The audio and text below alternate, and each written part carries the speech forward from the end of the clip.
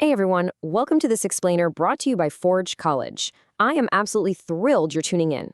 Today we're looking at the ultimate blueprint for navigating Solana's decentralized exchanges, understanding aggregator architecture and API patterns. We're going to break down exactly how these systems work so you can build a flawless swap experience and, hopefully, stop losing your hard-earned money to terrible trades. Here's a quick look at our roadmap for today.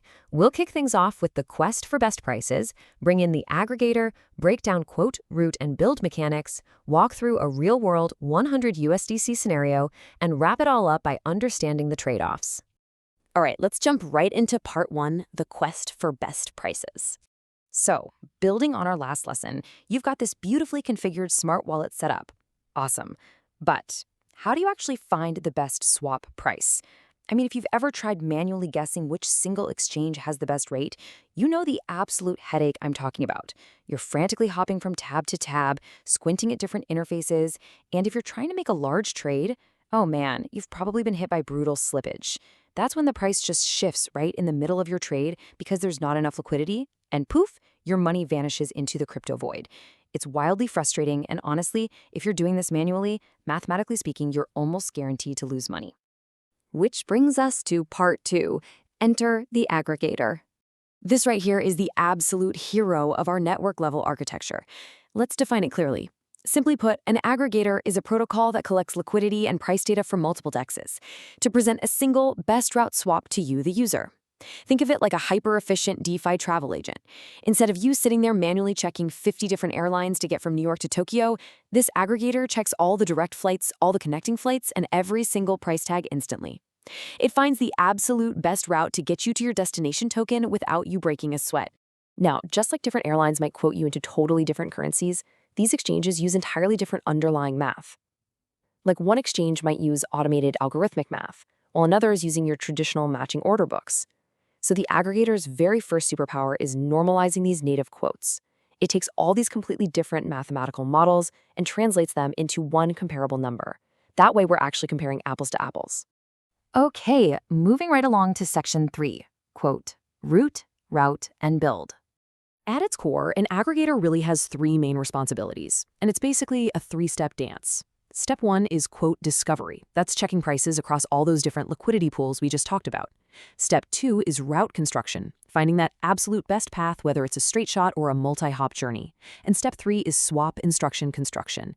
This is essentially the aggregator printing the final complex transaction ticket that your wallet is actually going to sign and execute on the blockchain.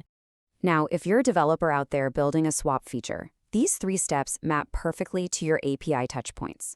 You're going to call /quote to discover those prices, hit /route to build the path, and use /swap or /build to generate the final transaction. And here's a crucial tip. You'll want to rely heavily on WebSockets for state caching. Why? Well, Solana is ridiculously fast. I mean, prices change in literal milliseconds. WebSockets are going to keep your data perfectly in sync, so you don't accidentally execute a trade on some outdated, stale price. Because trust me, nobody wants that disaster. Let's put this into practice in section 4, the 100 USD scenario. Let's look at exactly how this routing engine makes decisions in a concrete, real-world scenario. Imagine you want to convert exactly 100 USDC into SOL. You don't just want a good enough execution, right? You demand the absolute best price across the entire Solana ecosystem. So here is what the aggregator is doing in a fraction of a second. It's concurrently simulating multiple paths. Step 1, it checks Automated Market Maker A, or AMA, for a direct flight, just straight from USDC to SOL.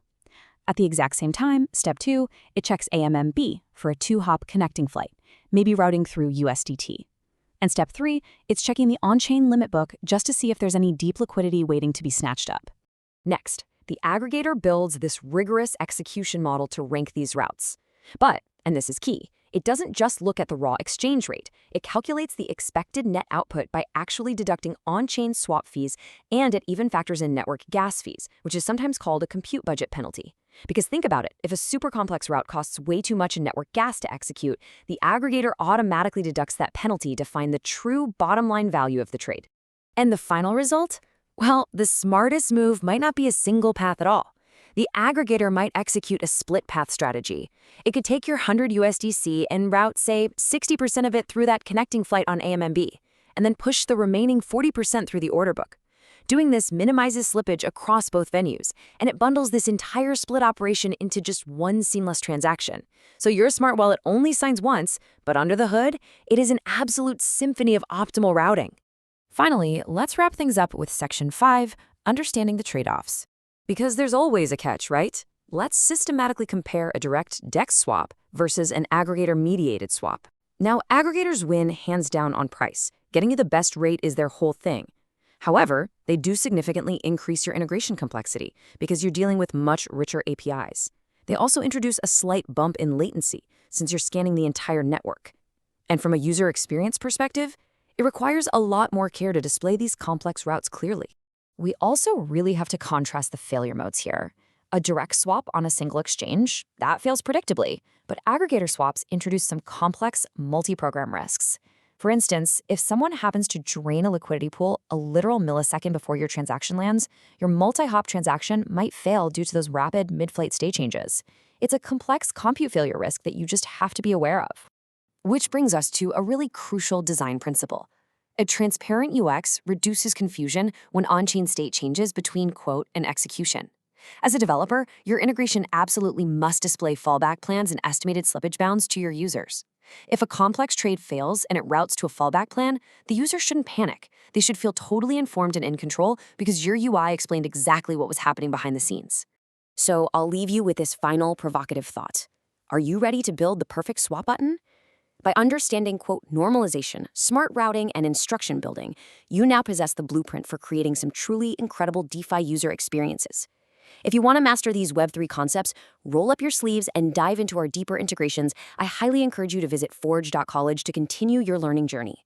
Thank you so much for joining me on this explainer, and as always, keep building.